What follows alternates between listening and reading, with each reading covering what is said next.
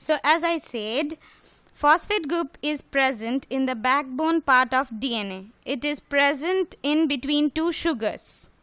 As you can see, this is one pentose sugar, this is another one, and phosphate is present in between. So alternatively, phosphate and sugar are present in the backbone part of DNA.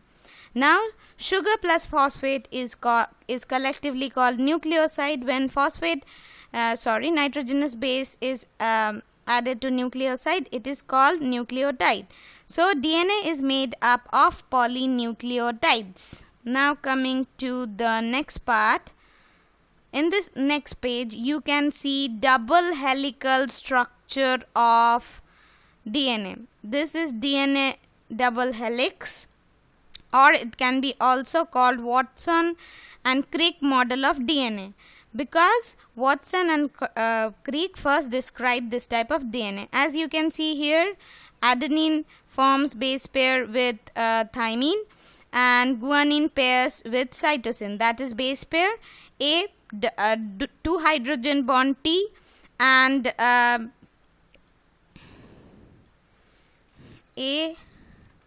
capital A, 2 hydrogen bond T, and guanine forms 3 hydrogen bonds with guanine forms 3 hydrogen bonds, 1, 2, 3 with cytosine C. Now coming to the salient features of DNA. So what are the salient features? As you can see, DNA double helix is made up of 2 polynucleotide chains, and the backbone constitutes sugar and phosphate. Bases inside, step-like manner. 2 chains have anti-parallel polarity. So one chain 5' to 3', another 3' to 5'. The bases of 2 strands are paired through hydrogen bond, H bond, forming base pairs. Adenine 2 hydrogen bond with thymine from opposite strand, and vice versa. Similarly, guanine 3 hydrogen bonds with cytosine. And this so always a purine comes opposite to a pyrimidine. This generates approximately uniform distance between 2 strands of the helix.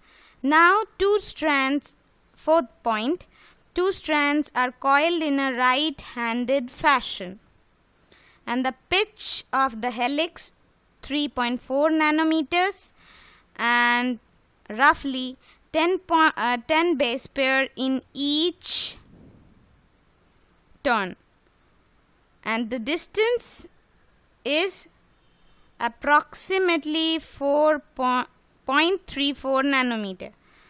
The plane of one base pair stacks over the other in double helix, and this, in addition to the hydrogen bonds, confers the stability of helical structure. Okay.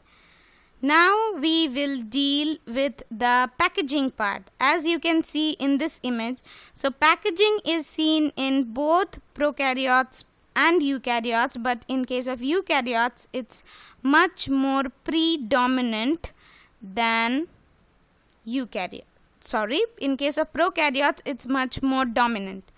Okay. Now in this image, you can see in here also, same image. So DNA is made up of, DNA is packed. Why it is packaged? Because it is a long thread-like structure. DNA forms chromosome. But to form chromosome, it's a long thing. Okay. In case of prokaryotes, they do not have defined nucleus, and it is scattered throughout the cell. And it is called nucleoid, that I discussed in the beginning only. Now coming to the prokaryotes, there is a positively charged basic proteins called histones, and the proteins acquire their charges depending on the amino acid, type of amino acid. And why? What is the charge of DNA? It's negatively charged due to presence of phosphate group, that is PO4 minus. Now what happens that histones are organized to form 8 molecular structure, that is histone octamer. So each histone constitutes of 8 molecules. As a result, it is called histone octamer. Octamer means which has 8 ends. Negatively charged DNA is wrapped around the positively charged histone and forms a structure called nucleosome. Nucleosome constitutes repeating unit of a structure in nucleus called chromatin. It is a thread-like structure. Okay. So histone octamer, what is the charge of histone? Positive. It is now it is shape. It is octamer. So DNA surrounds. See, in this DNA surrounds this octamer structure. Then what happens? These and form nucleosome. Now nucleosome collectively, they again repeating unit of structure, they form collectively they form chromatin, that is thread like structure. So nucleosome appears bead on the string of chromatin. Now then chromatin is packed further coiled and condensed at the metaphase stage.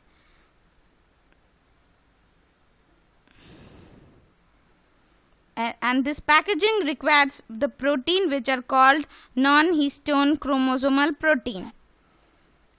So two types of chromatins can be found, euchromatin and heterochromatin. So packaging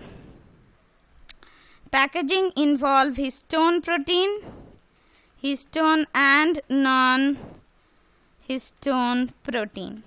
So histone protein and non-histone protein. Now coming to the replication of DNA. Now coming to DNA replication. What is DNA replication? Is the process of making copies of DNA in which each of the double-stranded DNA act as template. So one strand in each DNA of double helix acts as template and makes new DNA double helix. Now coming to specialities of DNA replication. What are the specialities? All newly synthesized double-stranded DNA contain one parental and one new strand. So all newly synthesized DNA contains one parental and one new strand. This is called semi-conservative type of replication. DNA replication always occurs from 5' to 3' direction. As a result, in one newly synthesized DNA strand, the process of replication or addition of polynucleotides is continuous. In another strand, it is discontinuous. So short fragments of DNA are synthesized. These are called Okazaki fragments. Why fragments are synthesized? Because the unwinding of fork, the direction of unwinding of fork, replication fork, and the direction of replication are opposite to each other. DNA replication starts at a specific site called origin of replication. Two template strands unwind only in a part of double-stranded structure. This creates a fork-like structure which is called replication fork. Now in the next page you can see the image, and here as you can see, suppose this is the 5' end. So here this is the 3' end,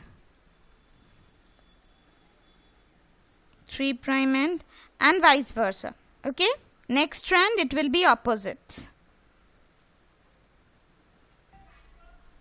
Now coming to the role of enzymes involved in DNA replication. So enzyme involved are helicase, unwinding of double-stranded DNA, DNA polymerase adds polynucleotide to growing chain, ligase joins DNA fragment, that is Okazaki fragment.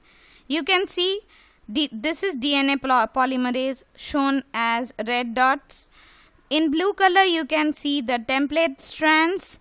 Okazaki fragments are in pink color and ligase are the green color dots, and 5' in case one strand is continuous synthesis, in another strand discontinuous synthesis. That's the Okazaki strand.